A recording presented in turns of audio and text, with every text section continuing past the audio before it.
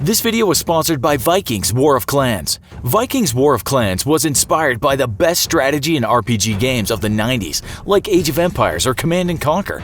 We really miss those games, but now we have a chance to play them on mobile.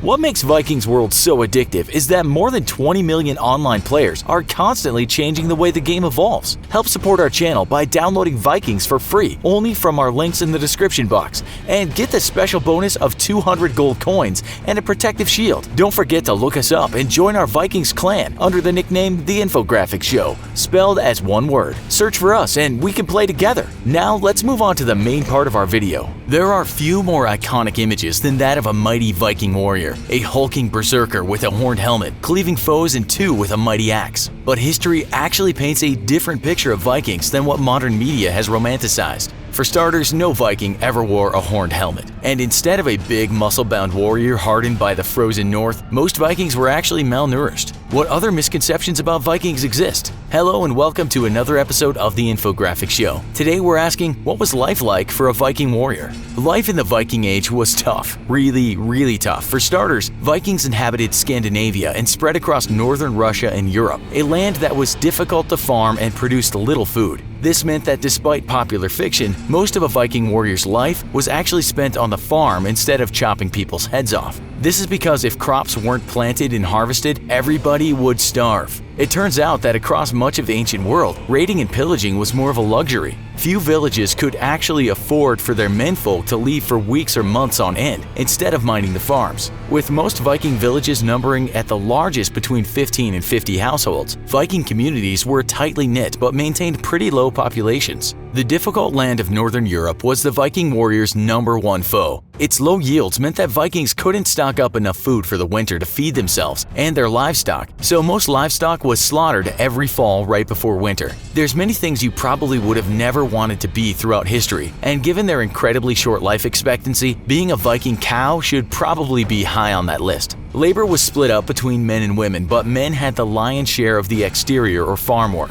Men were needed to tend the fields, slaughter animals, and prepare the meat for winter storage. To make things even more difficult, Vikings used wooden plows to tend their fields, which needed to be replaced every 2 days. Metal plows wouldn't be introduced until after the Viking Age. Slaves made up a big part of Viking life, with many slaves taken during raids or traded or sold as far as North Africa. Slaves who were also called thralls obviously had no rights, and they could be killed without repercussion. In fact, during particularly difficult years, slaves may have been slaughtered along with the livestock if there wasn't enough food to go around for all. Vikings were not cannibals though, so at least slaves didn't have to worry about being eaten. Above the slaves were the main body of Viking society, the carls or farmers and craftsmen. These were the common people of Viking life and lived under the rule of the jarls, who made up the upper crust of Viking society. Women did enjoy a greater degree of freedom than in most societies of the time, and in 2017 the discovery of a Viking grave with what was assumed to be a high-ranking female warrior seemed to indicate that women could even be high-ranking members of the military. However, doubts about the veracity of the claims that the grave was indeed of a woman almost immediately arose, and today it seems unlikely that the skeleton discovered inside and DNA tested was actually that of a warrior. So perhaps the tales of Viking shield maidens are just that, tall tales. Although warfare for men may have been far more infrequent than what we've come to believe, it was still a part of life for some Vikings. Living in resource-poor lands, raids against much better off and more southern neighbors necessitated the development of advanced seagoing ships and men to navigate them. One of the few myths about ancient Vikings that historians do agree on is that they were accomplished sailors, and they would have needed to be able to navigate the dangerous waters of the North Atlantic and North Sea. Despite these stormy and challenging waters, Vikings managed to reach as far west as North America and as far south as North Africa. For exploration and warfare, Vikings developed the longship, an iconic vessel consisting of a large sail and a handcrafted headpost on the front of the ship. Oars helped the ship navigate when there was little or no wind, and they gave the vessel extra speed when used in conjunction with the ship's sail. They also included a Viking innovation called a bytass, which was a spar mounted on the sail that let the ship sail against the wind. High-ranking Vikings would often be buried along with their ships and with dogs, livestock, or slaves. Though far more infrequent than popular culture indicates, raiding and fighting were a part of Viking life. Viking custom stated that all free men were required to own weapons and were permitted to carry them at all times. A sensible custom given the violent nature of a post-Roman Empire Europe. Exactly what weapons a Viking owned and carried, though, were indicative of their status within the society.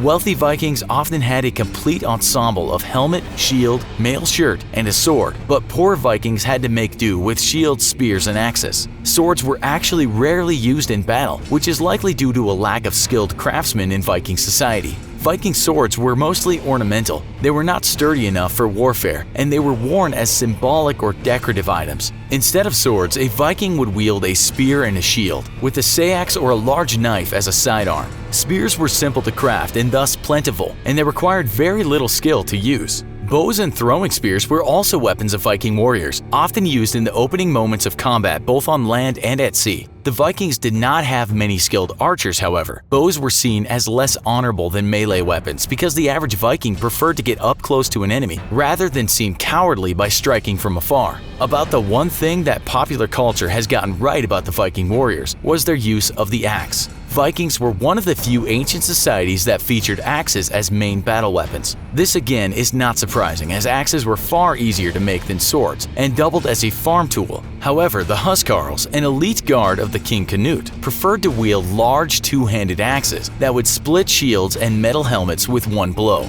Another Viking myth that has some basis in truth is that of the berserker, known as the heathen wolves or wolfskins, sometimes due to their affinity for wearing animal skins. These were warriors who had a deep religious connection to their god Odin, and they took bears or wolves as their totem animals. These warriors were believed themselves to be endowed with the spirit of their totem animal, fueling their ferocity in combat. For centuries, researchers assumed that berserkers achieved their legendary battle rage state with the aid of toxic mushrooms or other herbs. However, aspects of berserker life have been well documented in writings and carvings, and there is no mention of the use of mushrooms or other intoxicants amongst any of them. Instead, researchers nowadays believe that this battle rage was a psychological state that berserkers achieved through ritual process carried out prior to the battle. Stories of berserkers biting their shields and attacking trees, boulders, and even killing each other before a battle can be explained by the entering of a self-induced hypnotic state. In a dissociative state, berserkers lost control of their actions, which became directed subconsciously, and people in this state can seem remote, have little awareness of their surroundings, have reduced awareness of pain, and increased muscle strength. Critical thinking and normal social inhibitions weaken, leading to the blood-crazed battle rage of legend. This condition of psychomotor automatism is also followed by a major emotional catharsis in the form of exhaustion, often followed by deep sleep. In effect, a lifetime of brutality let berserkers enter a self-induced hypnotic trance that made them stronger, resistant to pain, and remorseless in their violence. A pretty neat trick to have in the brutal life of ancient Europe. It turns out that many myths about Viking warriors are exactly that, myths. Instead of lumbering men hardened by Arctic cold, most Vikings suffered from varying degrees of malnourishment. Rather than living a life of looting and pillaging, most Vikings lived as traders, craftsmen, sailors, and farmers, whose lives were infrequently punctuated by brief, violent skirmishes. However, at least one myth about Vikings, the berserker, was a reality, so hopefully we haven't ruined Vikings for you completely.